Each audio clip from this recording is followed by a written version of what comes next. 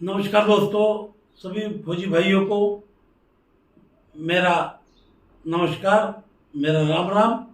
मैं नीलेश व्यास, पूर्व सैनिक।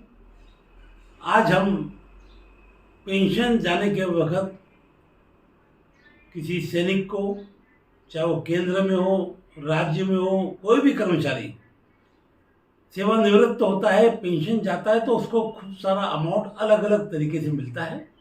तो इसमें से बहुत सारे पैसे के ऊपर टैक्स लगता है और बहुत सारे पैसे के ऊपर टैक्स फ्री है। तो आज हम जान लेते हैं कि किस पैसे पर टैक्स लगता है, कौन से अमाउंट पे हमको टैक्स लगता है, और वो टैक्स को अगर लग गया है तो कैसे रिफंड करना है। क्योंकि जो पेइंग अथॉरिटी है वो आपका टैक्स काट लेती है, पर आपका टैक्स हमेशा ज़्यादा कटता है। आपको रिफंड आने के चांस बहुत ज़्यादा रहते हैं। पर मुझे देखने में आया कि हमारे खासकर सिविल भाई तो कर लेते, पर हमारे एक्स सर्विसमैन जो या सैनिक है, रिटायरमेंट के बाद अपने इनकम टैक्स की जो कार्रवाई होती है वो नहीं कर पाते, तो उनको बहुत सारा पैसा जो रिफंड होना है वो नहीं हो पाता है। तो आज हम पहले देख लेते हैं कि रिटायरमेंट के वक्त हमें क्या मिलता है, कितना पैसा मिलता है और किसके ऊपर टैक्स लगता है और उसको कैसे रिफंड लेना। तो मेरा प्रयास हमेशा हमारे सैनिक या पूर्व सैनिक उनके वेलफेयर के लिए है। अगर आपने अभी तक मेरे चैनल को सब्सक्राइब नहीं किया तो उसको सब्सक्राइब करें।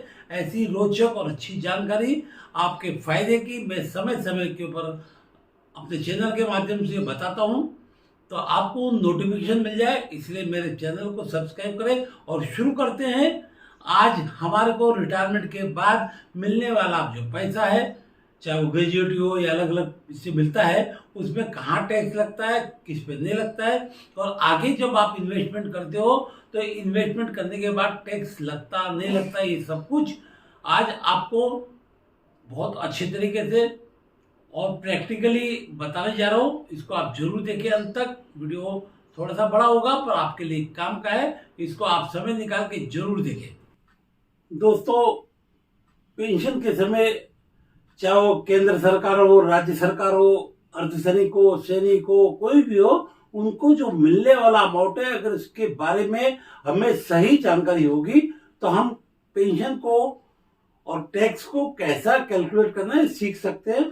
और खासकर हमको जो इनकम टैक्स कट जाता है, टीडीएस कट जाता है, तो उसको वापस लेने के जो तरीके मैं वहां पे बताने जा रहा हूँ। तो सबसे पहले हम देख लेते हैं कि हमें क्या मिलता है। तो हमें ग्रेजुएटी अमाउंट मिलती है, सभी पेंशनरों को मिलती है। साथ ही प्रोविडेंट फंड होता है, ये सभी पेंशनरों को मिलता है। हमारा जमा किया हुआ पैसा मिलता है। हमारे कंपटीशन, अगर आप ऑप्शनल है, अगर आप चाहो तो अपनी छुट्टी को बेच सकते हो, कंपटीशन में भी लमसम अमाउंट मिलता है, वो एक प्रकार से लोन है।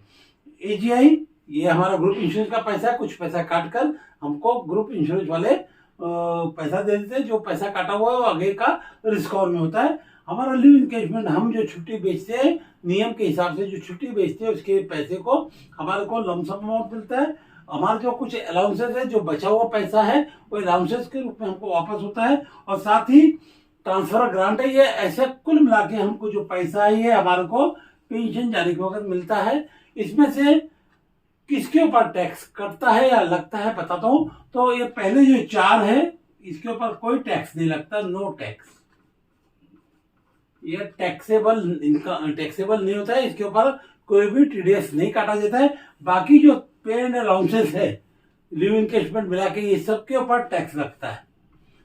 तो ये टैक्स में क्या करते हैं, वो आपका टीडीएस काट लेते हैं। ये टीडीएस काट लेते हैं। ये पेइंग अथॉरिटी को एक प्रकार से परमिशन रहती है कि वो पेंशन जाए हो या पेमेंट मिले, उससे में उनको टीडीएस काटना अनिवार्य हो जाता है, क्योंकि टैक्स काटने के बाद ही पैसा आपको रिलीज होता है। और ये जो पैसा रिलीज हो जाता है ये कैपिटल कहलाता है। ये पैसा आपको मिल जाता है टैक्स काटने का, इसको बोलते हैं कैपिटल अमाउंट। तो ये कैपिटल अमाउंट को आप कहीं पे भी जाके इन्वेस्ट कर सकते हो। उसके बाद उसके ऊपर जो अर्निंग होगी वो टैक्सेबल होगी। तो हम पहले देख लेते हैं कि आपका टीडीएस कैसे काटते हैं। तो 1/4 से लेकर 31 मार्च तक ये आपका फाइनेंशियल ईयर है। इसमें आपका जो भी पैसा होता है उसको टीडीएस काट लिया जाता है।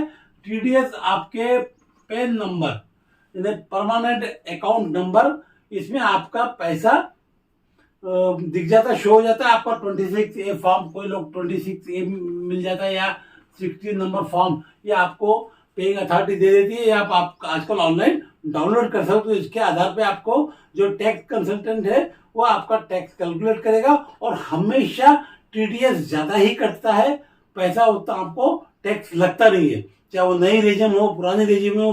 अगर नई रेजिम में तो 7 लाख तक टैक्स नहीं है, पुरानी रेजिम में अगर आपके पास होम लोन है तो आप वहां से भी बचा सकते हो।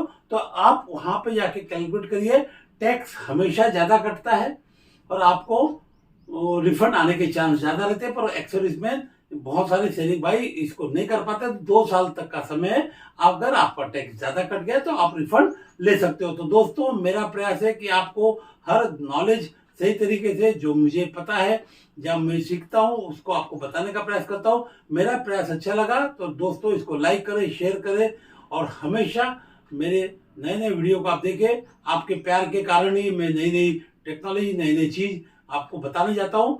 नमस्कार, थैंक यू, जय हिंद, वंदे मातरम।